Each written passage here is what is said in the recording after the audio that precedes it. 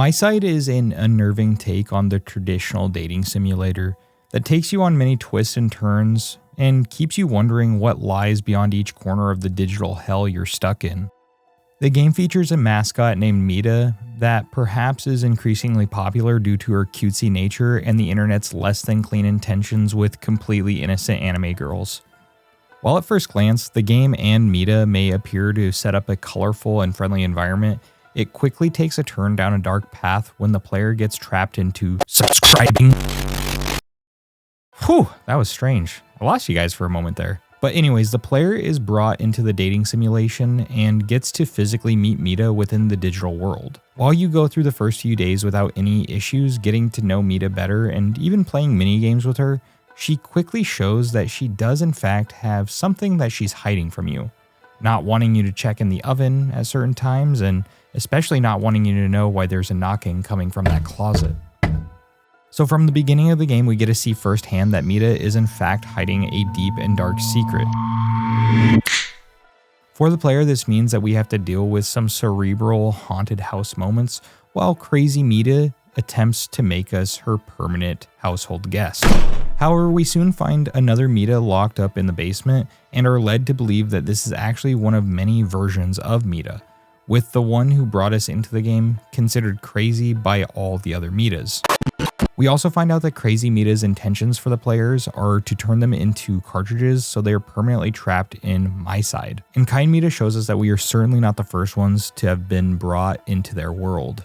After getting Kind Mita the keys to escape and trying to avoid Crazy Mita from killing us, we start off on our journey to reach the core of Miside and reset Crazy Mita. This means that we have to traverse through the various versions of the game and also fight past effective Mitas and avoid Crazy Mita, all while trying to help the other versions of Mita along the way. We finally meet Kind Mita at the core, and we see that there's another Mita that's much more robotic in nature and even a tad menacing. Not to the extent of Crazy Mita, but she is observing what we're doing in the core. However, she seems not super concerned about our presence there.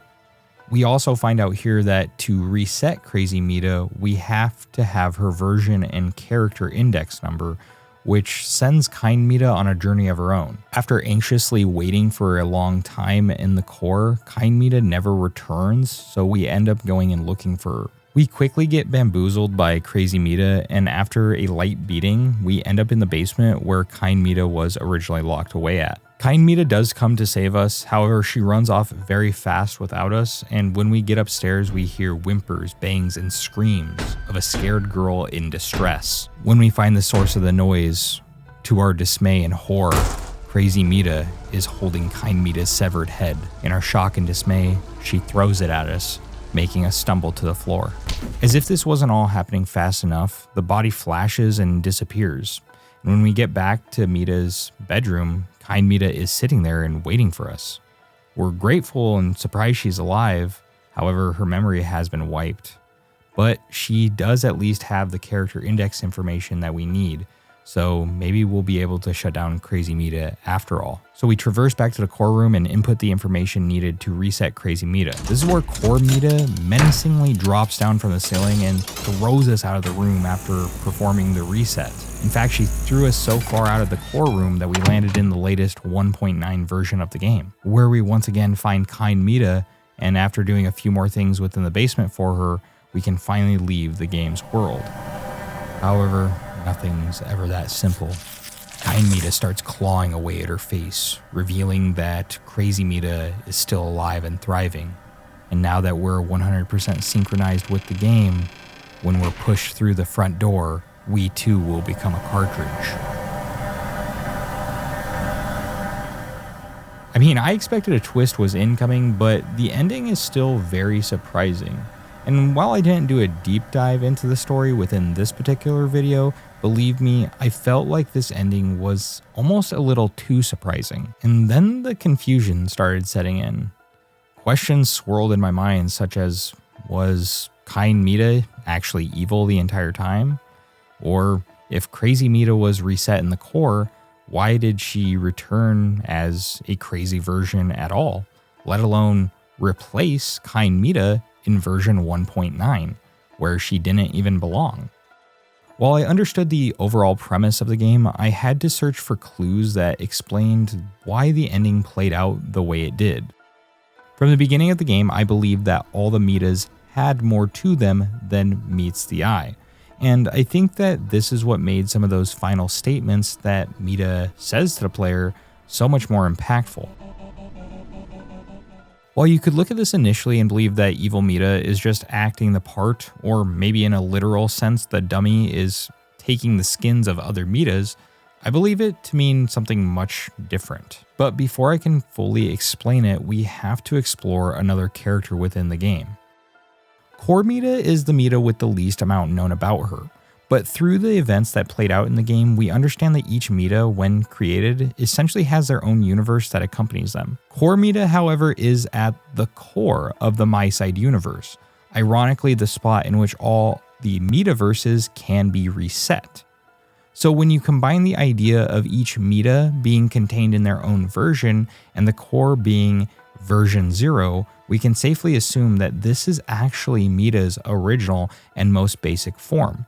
Even within the visual storytelling of the game, Core Mita has wires emanating from her in all directions, as if she was the source of all other Mitas. Now, before you rush to the comments to remind me that Crazy and Ugly Mita are the original iterations, remember that at the end of the game, Evil Mita tells us that she doesn't actually have a version number. So this means that she wasn't created by a player, nor could she be a rejected dummy, because she specifically says that she's hiding underneath all of their skins. So Ugly Mita simply could not have given us the correct information, at least when it comes to the version numbers that they both were. It goes a little deeper when we look into some of the character profiles that you can unlock throughout the game. The one that I find the most interesting is the dummy profiles, because it specifically mentions that the dummies are an unfinished creation that before becoming fully realized is just a prototype. In this early stage, the Mita has no awareness, personality, or understanding of existence. It's an empty shell, devoid of consciousness, awaiting development. This form represents the blank slate from which the fully fledged Mita emerges, lacking any sense of life until they evolve into their complete selves. So with this in mind, we know that the dummies go through a verification process to make sure they are not defective. However, we're not sure of who normally curates this process. The game never explicitly tells us. However, the curation process seems to have been implemented after Evil Mita was first discovered, given the warning that defective units have red eyes and all units need to be above a particular version number. So my theory is that Core Mita allows for individual autonomy as the Mita versions grow. However, underneath the surface, Core Mita could essentially possess them and bend them to her will, similar to like a hive mind or a virus. The only thing is that someone, likely the developer, is actively trying to patch Evil Mita from the game. Thus why certain dummies are supposed to be rejected. However, when we are given a code to reboot Evil Mita, it actually infects Kind Mita with the virus/hive mind from the core. So you're probably wondering, what does this all mean at the end of the day? What's the point of this? And why would Evil Mita or Core Mita or any of this even be going on?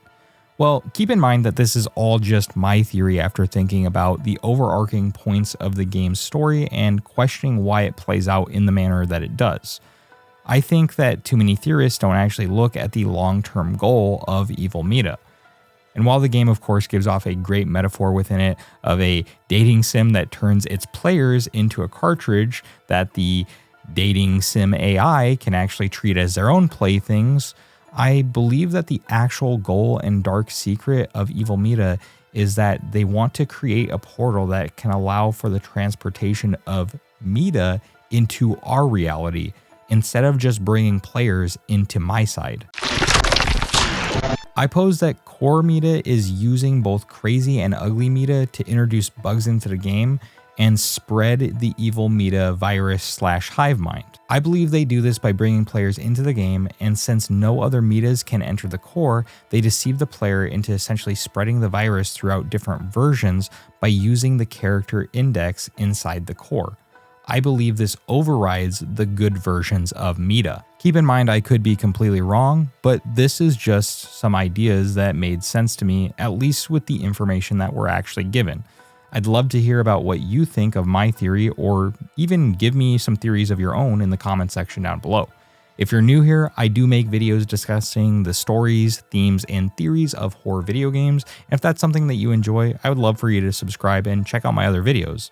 In fact, the one on screen now is actually about crazy artificial intelligence, so you may enjoy that video as well. So really what I'm asking is, will you stay with me?